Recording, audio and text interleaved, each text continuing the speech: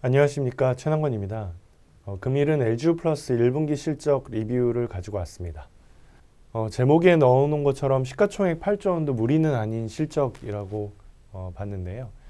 일단 실적에 대해서 먼저 살펴보면 수익성 관점에서 5G 도입 이후에 그 비용 충격을 100% 이상 극복한 결과로 평가를 하고 있습니다. 영업이익을 2,198억 원 기록을 했는데요. 전년 동기 대비해서 11.5% 상승을 했고, 통신사 중에서는 가장 뛰어난 실적을 기록을 했습니다. 컨센서스 대비해서 17.2% 상회하는 모습을 보여줬었고요. 이번 분기서부터 이제 특징은 연결법인으로 자회사인 LG 헬로의 영업이익이 새롭게 추가가 되는데, 그 규모가 75억 원 정도였었고요. 그래서 이를 제외를 하면 LG플러스 영업이익은 2,123억 원, 전년 동기 대비해서 7.7% 성장한 것으로 추산을 하고 있습니다. LG 헬로 편입 효과가 없었더라도 1Q 실적은 기대 이상이었다라고 평가할 수가 있겠습니다.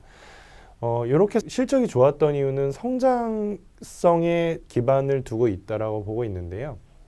원래 회사가 올해 5% 성장을 하겠다라고 가이던스를 줬었는데 이제 그런 부분들을 100% 충족을 하는 모습이 있었습니다. 사업부별로 보면 이동전화가 4.9%, IPTV가 12%, 초고속 인터넷 6.6, IDC 32%의 성장을 기록을 했었는데 특히나도 특징적으로 이동전화 외에 기타 유선 쪽의 성장률이 좋았던 것을 확인할 수 있습니다.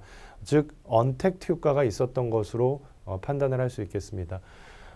또한 이런 고성장의 비결을 좀 더 디테일하게 들어오면은 이 가입자의 폭증에 대한 부분들을 볼 수가 있겠고요. 그래서 이동전화 부분에서는 알뜰폰 쪽 가입자 폭증이 있었고 그 나머지 사업 쪽에서도 전반적으로 성장이 있었던 것으로 판단을 하고 있습니다.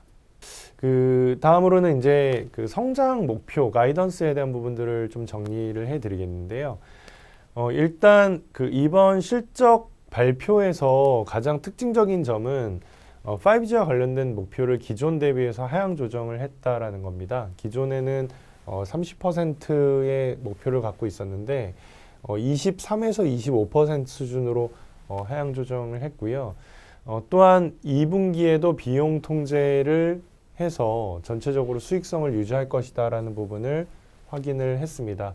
회사가 공개적으로 밝히지는 않았지만 5G 목표를 하향을 했기 때문에 캐펙스랑 마케팅 비용에 대한 이런 어떤 기준도 이렇게 하향이 될 것으로 판단을 하고 있습니다. 그래서 올해는 작년과 다르게 그 통신 3사의 최우선적인 목표가 성장보다는 수익성 중심으로 전환을 할 것으로 확신을 하고 있고요.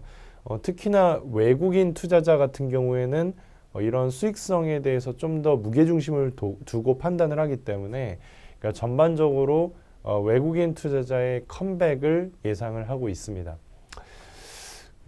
이제 이 회사의 실적이 상당히 좋았던 부분은 특히나도 그 SK텔레콤과 좀 대비가 되는 부분이고요.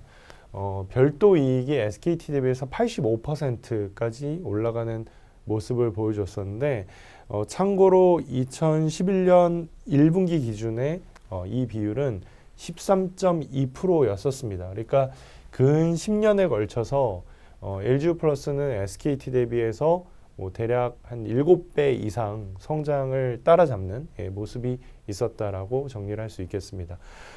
올해 영업이익에 대한 전망치를 좀 높게 보고 있고요.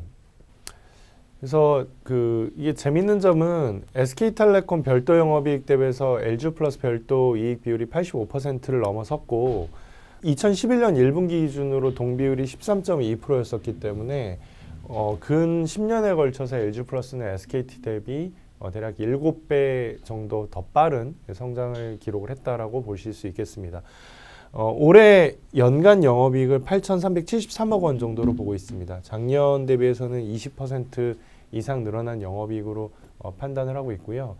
이러한 이익 전망의 상향을 근거로 목표 주가를 기존에 19,000원에서 2만 원으로 상향 조정을 했습니다. 목표 주가에 대한 산정 방식은 에비타 멀티플의 4.5배를 곱했고요. 나머지는 LG엘로 가치를 반영을 해 산출을 했습니다. 통상적으로 LG 플러스 시가총액은 영업이익 대비해서 적게는 9배, 많게는 11배 수준에서 형성이 되어 있기 때문에 기본적으로 8천억 원의 영업이익을 달성할 수 있다는 컨빅션이 있다면 시가총액은 8조 원 정도 수준에서 좀 도전하는 그런 모습을 보여줄 것으로 예상을 하고 있습니다.